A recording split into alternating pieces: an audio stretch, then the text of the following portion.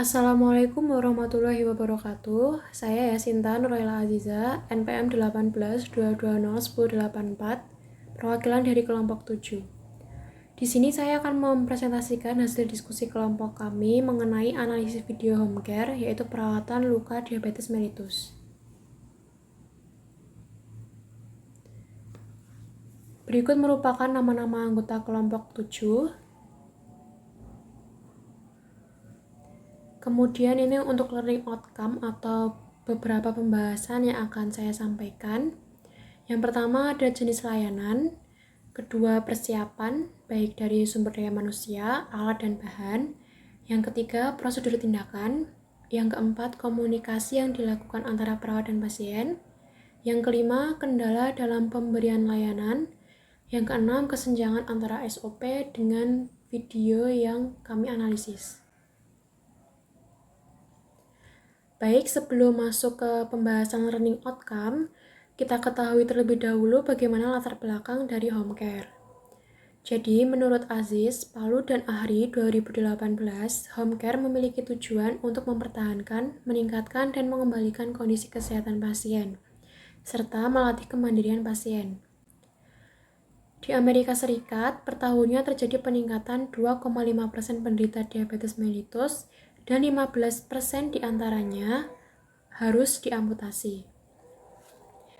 Indonesia berada di posisi ke-7 untuk jumlah penderita diabetes mellitus dengan usia antara 20-79 tahun dengan jumlah 8,5 juta jiwa.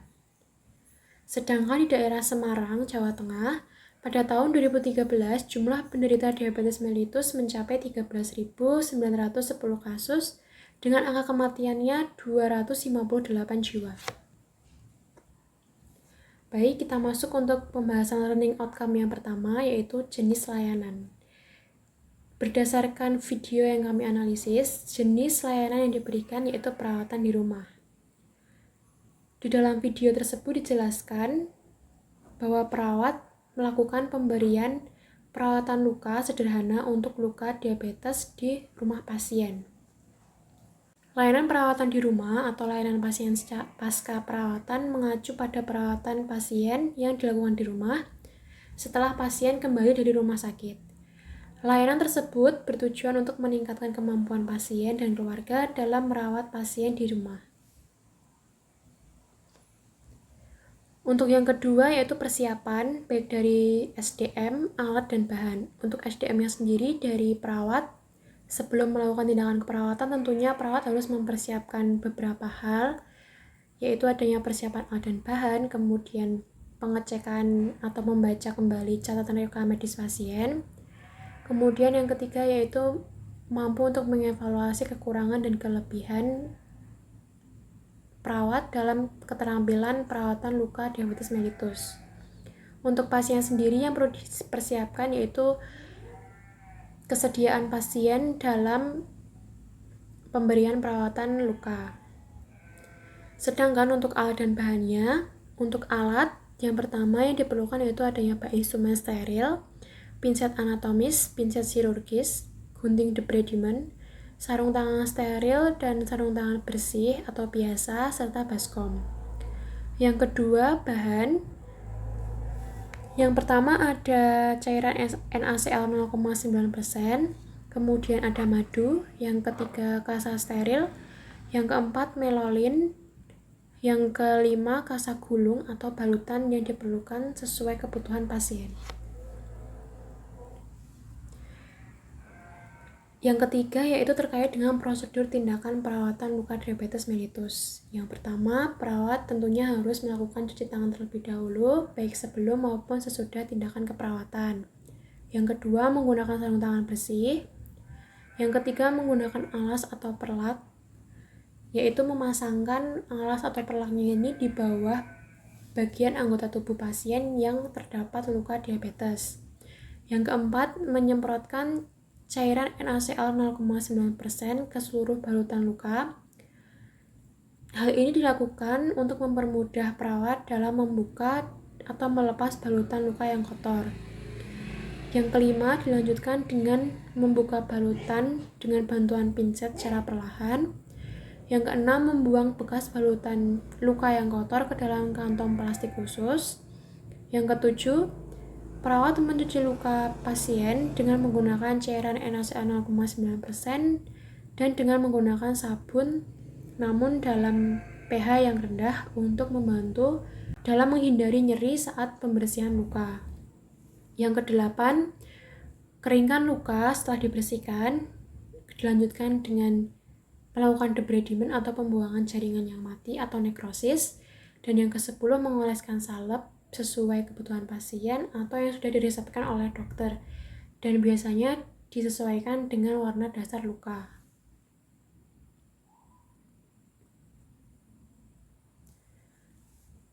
Yang keempat, yaitu komunikasi antara perawat dan pasien. Pada analisis video yang kami amati, untuk proses komunikasinya masih kurang menunjukkan komunikasi yang baik antara pasien dan perawat, karena di dalam video tersebut perawat fokus pada tindakan pembersihan luka diabetes mellitus. Sebaiknya setiap tindakan keperawatan, terutama pada perawatan luka, harus disertai dengan adanya komunikasi terapeutik yang baik, sehingga semua informasi yang diperlukan pasien maupun perawat dapat disampaikan dan diterima dengan baik serta efektif. Hal ini juga digunakan untuk membantu dalam menghindari kesalahpahaman antara pasien, perawat, ataupun keluarga pasien. Yang kelima, adanya kendala dalam pemberian layanan perawatan luka diabetes mellitus. Di dalam video yang kami amati, terdapat beberapa kendala dalam pemberian layanan perawatan luka.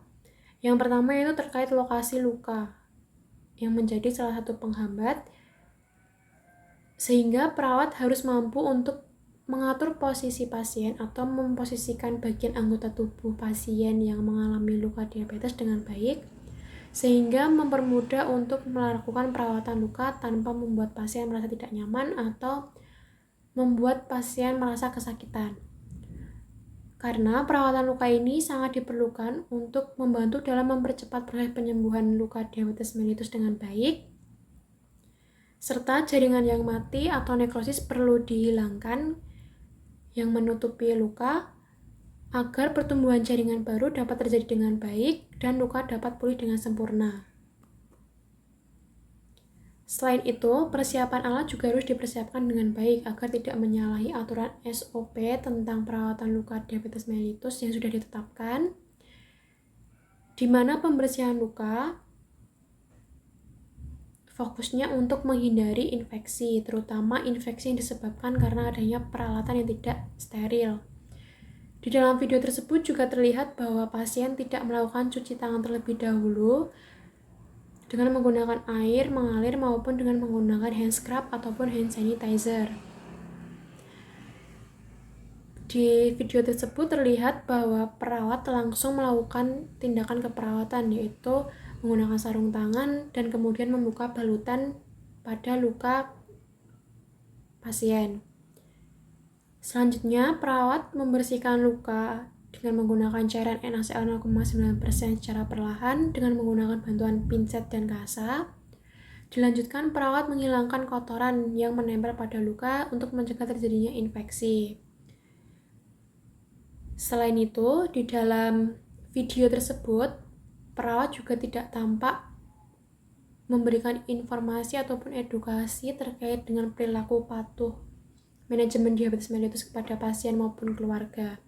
Hal ini tentunya sangat diperlukan untuk membantu dalam proses perawatan pasien di rumah dan membantu dalam mencegah terjadinya komplikasi yang disebabkan karena luka diabetes mellitus.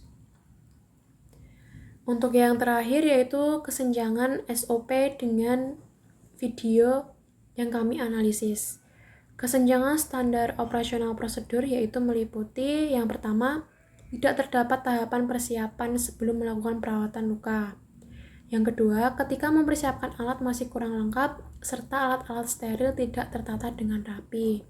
Memang sebaiknya sebelum bertemu dengan pasien, perawat mampu untuk mempersiapkan alat dan bahan secara baik dan benar serta lengkap, serta lebih baik untuk alat steril dan tidak steril dipisahkan dengan menggunakan instrumen yang berbeda. Yang ketiga, kurangnya komunikasi perawat terhadap pasien dan keluarga, karena seperti yang sudah saya sampaikan tadi bahwa memang perawat hanya fokus untuk melakukan tindakan perawatan luka diabetes saja. Yang keempat, perawat tidak menjaga privasi pasien dan dibiarkan di ruangan terbuka. Jadi pada video tersebut memang terlihat jika perawat dan pasien berada dalam suatu ruangan yang cukup luas. Jika di rumah, kemungkinan itu adalah ruang tamu ataupun ruang tengah, dengan tidak adanya penutup ataupun sampiran sama sekali. Jadi pasien tidak ditempatkan dalam suatu ruangan seperti kamar tidur. Yang kelima, perawat tidak melakukan cuci tangan dengan air mengalir, hand scrub, ataupun dengan menggunakan hand sanitizer. Seperti yang kita ketahui bahwa perawat saat berada di lapangan ataupun pemberian layanan di rumah, seharusnya memang melakukan tindakan cuci tangan 6 langkah terlebih dahulu, baik sebelum maupun sesudah melakukan tindakan keperawatan. Yang keenam, perawat belum melakukan pengkajian tanda-tanda infeksi pada luka yang meliputi adanya pembengkakan, kemerahan, panas, ataupun adanya nanah dan pus. Yang ketujuh, perawat tidak memberikan edukasi terhadap pasien tentang pentingnya kepatuhan pasien dalam manajemen diabetes mellitus. Baik, untuk kesimpulan dari hasil analisis video dari kelompok 7, home care merupakan suatu bentuk pelayanan kesehatan yang bertujuan untuk mempertahankan, meningkatkan, dan mengembalikan kesehatan pasien, serta melatih kemandirian dan juga mengurangi terjadinya kejadian yang tidak diinginkan yang diakibatkan dari penyakit yang diderita oleh pasien, serta membantu dalam mencukupi kebutuhan pasien dan keluarga.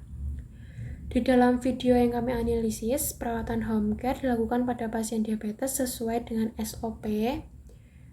Namun pada proses komunikasi terapeutiknya masih belum berjalan dengan baik dan adanya kendala yaitu pada lokasi luka, sehingga perawat harus mampu untuk mengatur posisi atau memposisikan anggota tubuh pasien yang mengalami luka diabetes dengan baik sehingga pasien merasa nyaman dan tidak merasa kesakitan.